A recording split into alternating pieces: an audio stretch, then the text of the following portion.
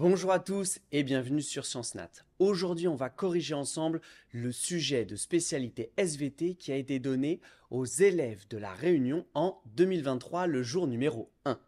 Si vous voulez que je corrige des sujets en particulier, n'hésitez pas à les proposer dans les commentaires. Comme d'habitude, le sujet était composé de 2 exercices.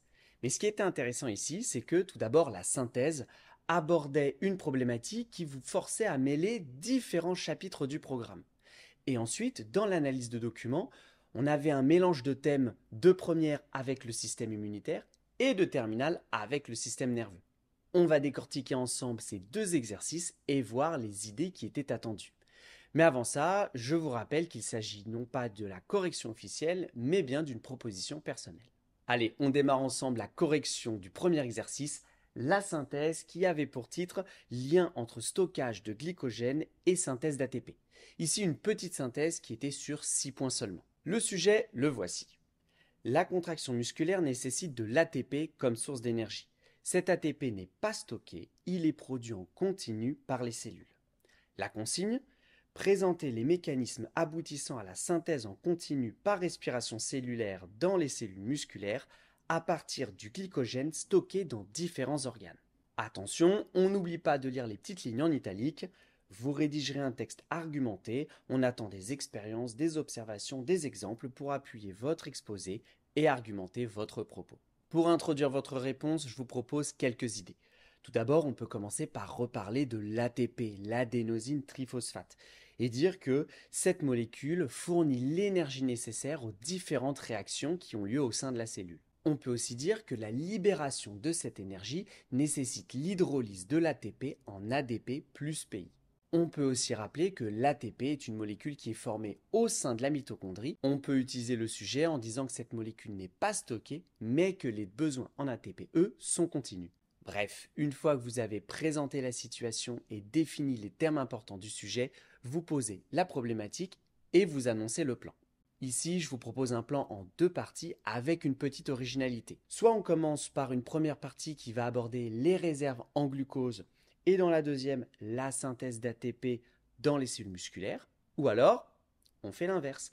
On commence à parler de la production d'ATP et ensuite, en voyant qu'il nécessite du glucose, on va se poser la question d'où il provient et comment il est stocké. La première idée par laquelle il faut commencer, c'est tout d'abord redéfinir ce qu'est le glycogène, c'est-à-dire la molécule de stockage du glucose chez les animaux. Comment c'est possible? Eh bien tout simplement parce que le glycogène est une macromolécule, un polymère de glucose. Alors c'est pas nécessaire d'en parler, mais si vous voulez vous la péter dans votre copie, vous pouvez dire que le glycogène chez les animaux correspond à l'amidon chez les végétaux. La seule différence entre les 2 molécules, c'est que la liaison entre les glucoses ne se fait pas au même endroit. Seconde idée très importante, le lieu de ce stockage. On va rappeler que les réserves de glycogène se trouvent tout d'abord au sein des myocytes, dans les cellules musculaires. On va parler d'une réserve intracellulaire. Et bien sûr, vous me voyez venir, l'autre réserve importante de glycogène, c'est celle qui se trouve à l'intérieur des hépatocytes, les cellules du foie. On parlera ici des réserves hépatiques. Sans oublier de rappeler que ce sont les réserves intracellulaires qui vont être utilisées en premier par la cellule.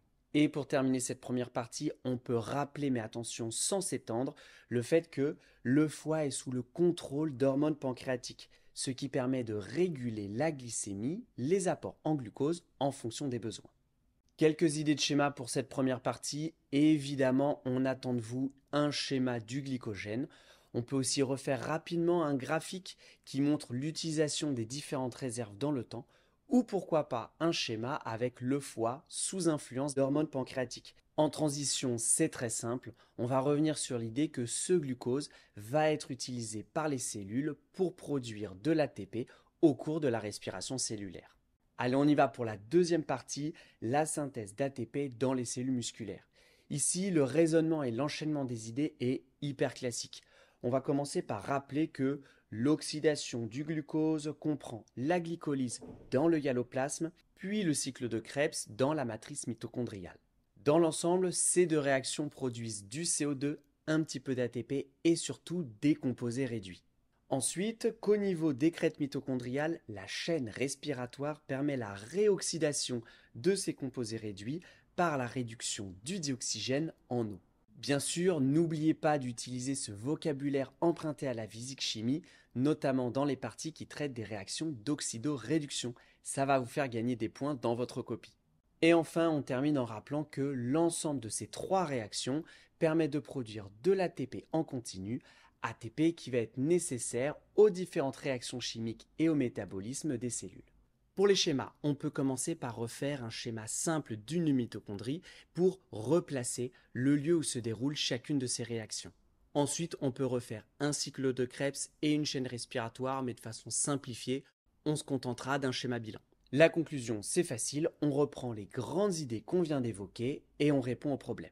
Pour l'ouverture, je vous propose 3 idées. On peut commencer par rappeler qu'il existe une autre voie métabolique dans les cellules musculaires qui ne nécessite pas de dioxygène et qui produit dans ce cas-là beaucoup moins d'ATP. Il s'agit bien sûr de la fermentation. On peut repartir sur les différentes étapes de la régulation de la glycémie ou alors, comme on en a parlé précédemment, des modes de stockage du glucose chez les végétaux. Voilà, on en a terminé avec notre petite synthèse. On passe maintenant à l'analyse de documents, une analyse un peu plus conséquente, quoique pas très difficile, sur 9 points. Ici, on va parler d'une piste possible de traitement dans une maladie que vous connaissez, c'est la sclérose en plaques. Le sujet, c'est le suivant. La sclérose en plaques, qu'on va noter SEP, est une maladie qui affecte le système nerveux central. Elle représente la première cause de handicap sévère sans cause traumatique chez les jeunes adultes. La consigne, expliquer en quoi les anticorps anti-ALCAM pourraient présenter une piste thérapeutique pour atténuer les effets de la sclérose en plaques.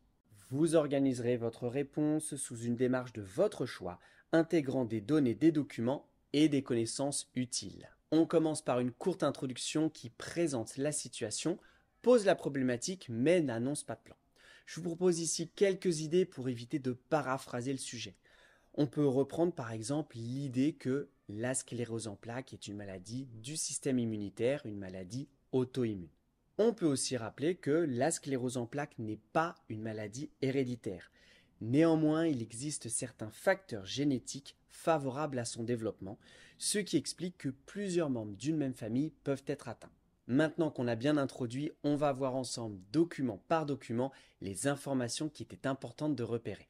Le document 1 est découpé en 3 petits documents et il y a pas mal d'informations à y trouver. Tout d'abord, les symptômes de la sclérose en plaques. On parle ici de troubles moteurs, troubles de l'équilibre, de la coordination ou alors des atteintes cognitives. On apprend aussi que ces symptômes sont toujours associés à une atteinte de la gaine de myéline autour des axones du système nerveux central. Important, dans le document 1b, on apprend que dans le système nerveux central, la gaine de myéline est formée par un type particulier de cellules gliales qu'on appelle les oligodendrocytes. Alors là, les concepteurs du sujet ont été franchement sympas en nous rappelant que la gaine de myéline est une structure qui entoure l'axone des neurones, qu'elle joue le rôle d'isolant et d'enveloppe protectrice.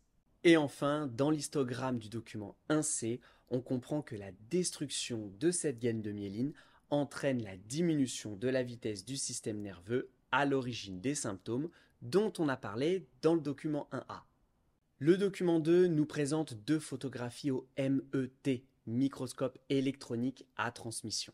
On observe ici que chez la souris saine, la gaine de myéline est bien compacte, bien serrée autour de l'axone neuronal.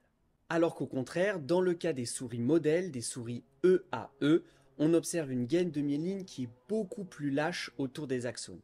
En gros, ce document 2, il nous permet de nous montrer que ces souris EAE présentent les mêmes atteintes que des patients présentant une sclérose en plaques. Donc, on va pouvoir utiliser ces souris particuliers comme modèle de recherche. Le document 3 aborde la barrière hémato-encéphalique. Hémato, c'est le sang, encéphalique, c'est le cerveau. Ici, on apprend que des cellules gliales spécialisées entourent les vaisseaux sanguins, ce qui permet d'isoler le système nerveux central des cellules et des molécules du sang. Mais dans le cas de la sclérose en plaques, on observe qu'un grand nombre de lymphocytes a réussi à passer cette barrière hémato-encéphalique et se retrouve maintenant au contact des neurones. Le document 4 est l'un des documents clés de notre analyse. On peut y lire tel quel que, comme chez les êtres humains atteints de sclérose en plaques, des lymphocytes B de souris EAE exprime davantage le gène ALCAM. Ce gène code la protéine ALCAM localisée sur la membrane plasmique des lymphocytes B. Elle favorise l'interaction avec la paroi des vaisseaux sanguins. Ensuite, grâce à l'expérience témoin, l'expérience qui est réalisée avec une molécule sans effet, on observe que beaucoup de lymphocytes B sont retrouvés en dehors du vaisseau sanguin parmi les neurones. En revanche, avec les anticorps anti-protéines ALCAM, on observe très peu de neurones hors du vaisseau sanguin. Or, on sait que ces anticorps spécifiques bloquent l'action de la protéine ALCAM. Il n'y a donc pas d'interaction entre les lymphocytes B et les cellules du vaisseau sanguin. Ils ne peuvent pas traverser la barrière hémato-encéphalique. Il y a donc ici bel et bien une piste de traitement, mais attention, l'expérience est réalisée chez la souris. Et pour terminer, le document 5 nous présente des résultats d'expériences réalisées in vitro sur des cultures de cellules humaines. Encore une fois, l'expérience témoin utilise ici une molécule sans effet et on observe que 100% des cellules traversent la barrière hémato-encéphalique. En revanche, dans le cas des lymphocytes B traités aux anticorps antiprotéines ALCAM, on observe une baisse d'environ 30% des lymphocytes B ayant traversé cette barrière. Donc cette technique peut être utilisée chez l'humain. Alors ici, les connaissances à mobiliser, c'est un peu peau de chagrin. Faut se creuser la tête, mais j'ai trouvé quand même quelques petits trucs. On a tout d'abord les informations que je vous ai proposées en introduction, des rappels autour de la sclérose en plaques. On peut aussi rappeler que les lymphocytes sont des cellules du système immunitaire qui évoluent, qui se différencient en plasmocytes des cellules productrices d'anticorps. Si vous le pouvez, détaillez tous vos souvenirs concernant les anticorps, leur forme, leur production, leur spécificité. On peut aussi reparler des cellules gliales que vous avez vues en cours, les astrocytes, les oligodendrocytes, etc. Ou alors redétailler quelques idées sur le système nerveux central. Vous voyez qu'il n'y a pas grand-chose, mais si vous avez d'autres idées, mettez-les dans les commentaires. Et on termine évidemment avec la conclusion, avec ici un petit point de vigilance. On va tout d'abord reprendre les grandes idées sur la sclérose en plaques et le mode d'action de ces anticorps anti-ALCAM. Mais attention, n'oubliez pas de faire appel à votre esprit critique. On va rappeler ici que ce qu'on a vu dans les documents, c'est qu'il s'agit d'un traitement qui n'est pas encore efficace à 100% et qui n'est pas définitif. On peut aussi dire que le sujet aborde des tests sur la souris et sur des cellules humaines mais in vitro. Bref, comme la question l'indique, les anticorps anti-ALCAM pourraient représenter une piste thérapeutique pouvant atténuer les effets de la sclérose en plaques. Et voilà, on a terminé ensemble le sujet d'épreuve de spécialité SVT donné en 2023 aux élèves de la Réunion le jour 1.